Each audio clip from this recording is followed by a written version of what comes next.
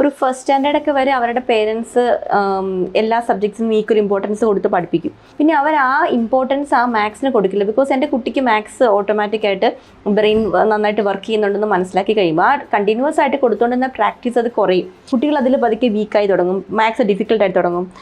അങ്ങനെ എനിക്ക് തോന്നിയിട്ടുണ്ട്. ഇനി അതിലും രസകരമായ കാര്യം ഞാൻ കണ്ടിട്ടുണ്ട്. കുട്ടിയുടെ പഠനം പേരൻസ് ഏറ്റെടുക്കുക. കുട്ടിയല്ല പഠിക്കുന്നത്.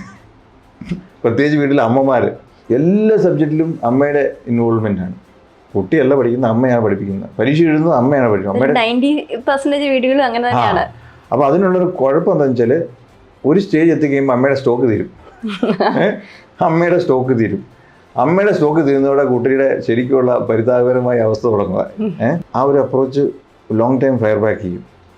ഒരു ക്ലാസ് കഴിയുമ്പോഴത്തേക്കും കുട്ടി ഇങ്ങനെ താഴേക്ക് പോരുന്ന കാരണം അമ്മയുടെ മാത്സിലുള്ള സ്റ്റോക്ക് തീർന്നു.